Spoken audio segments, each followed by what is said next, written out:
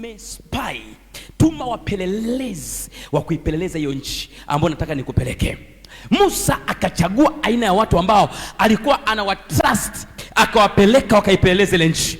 Biblia inasema wakarudi, walienda kama kikosi, wakarudi kama vikosi, walienda kama timu, wakarudi kama timu mbili, walienda kama timu moja, zikarudi kama timu mbili. Walienda kikosi kupeleleza nchi ambayo Bwana amemwapia Musa anataka kuwapa watu wake.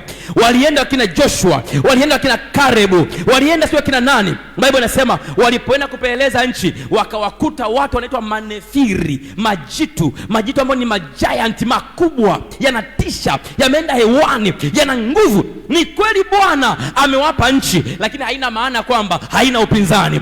Nchi ni ya kwako, upinzani upo. Mume ni wa kwako, upinzani upo. Huduma ni ya kwako, upinzani upo. Malengo ni ya kwako, upinzani upo. Sijui ni kila unachokitaka cha kwako, upinzani haukwepeki.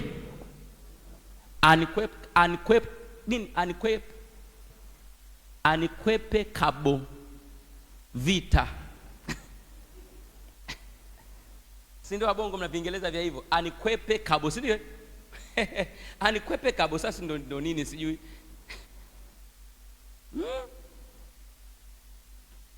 Kweli Bwana amesema hiki ni cha kwako. Haina maana hutokutana na vita mwanangu, vita unayo tu. Sasa wale walikuwa wameenda as a team, wameenda kuangalia ile nchi, wakasema nchi ni nzuri, lakini kama Mungu ametupatia, why kuna majitu? Mbona kuna manefiri? Mbona kuna majitu majiant ambayo hatuwezi kuyakabiri? Bwana anasema hata kama nimekupa ardhi, haina maana kwamba ardhi haina mtu. Unatakiwa umuhamishe anayekaa kwenye hiyo ardhi. Muhamishe, mngoe anayekaa kwenye ardhi ni ya kwako. Mungu, nikwambie kitu, principle ya mipaka, hakuna mpaka usiokuwa na mtu. Kila mpaka lazima uwe na mtu anayetawala. Na Mungu anaweza akasema nimekupatia huo mpaka, haina maana huo mpaka hauna mtu. Lazima umtoe anayetawala huo mpaka. Mungu anaposema nimekupa mpaka huu, haina maana kwamba hauna watu wanaoishi. Kuna watu wanaishi, kwa hiyo unatakiwa uwahamishe hao watu ili mpaka uwe wa kwako. Usiposimama kuwahamisha, mpaka sio wa kwako hata kama umepewa na Mungu. Bwana amewapa nchi inayotiririka maziwa na asali, lakini ndani ya ile nchi kuna majitu manefiri, majitu mashuhuri yenye nguvu, ni mababe, yana uweza, yanapigana, lakini Bwana ndio amewapa nchi. Karebu akatengeneza timu yake, Joshua timu yake. Karebu akaenda kwa Musa akamwambia, Bwana, nchi ni nzuri, ina maziwa na asali, lakini aina ya watu wanaokaa ndani yake ni watu ambao tulipojiangalia nafsi zetu tulijiona kama panzi. Aina ya kwanza ya watu kwenye maisha usiotakiwa kuwasikiliza ni wale ambao wanakufanya ujisikie uwezi. Hao ndio wanaitwa destiny killers or destiny destroyers. Watu ambao wanakufanya uone hauwezi, ujisikie hauwezi. Hao ni destiny killers, destiny destroyers. Waache kwenye maisha yako, acha waende. Biblia inasema Musa anasubiri taarifa za wapelelezi wa nchi, wameikutaja nchi. Majibu ya kwanza ni mazuri, wanasema nchi ni nzuri, nchi inapendeza, nchi inafaa, nchi inavutia, lakini wanaokaa ndani yake ni watu wenye nguvu kuzidi sisi. Tulipojitazama tulijiona sisi kama panzi.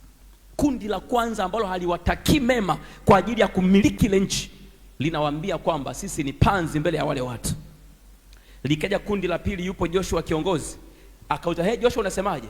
Joshua akasema, ni kweli nchi ni nzuri, ina maziwa na asali, na ni kweli kwamba ina watu wanakaa ndani yake, manefiri, majitu mashuhuri. Anasema lakini Bwana atawafanya kwetu kama chakula. Mpigie makofi Joshua. Hakikisha kwenye maisha unakuwa na rafiki kama Joshua ambaye anakutia moyo, anakuencourage, anakufanya uone kwamba kuna uwezekano, inawezekana. Achana na marafiki wakina Karebu, ukiwashirikisha kuhusu biashara wanasema hauwezi biashara, wengi wameshindwa. Ukiwaambia nataka nianze kusoma, wanasema unasoma, bora miaka yako imeenda sana. Hawa watu achana nao, mtafute Joshua mmoja ili akutie moyo uende kwenye maisha yako. Kuna marafiki ambao ukiwaambia kuhusu ndoa wanakuambia kuna waoaji sasa hivi.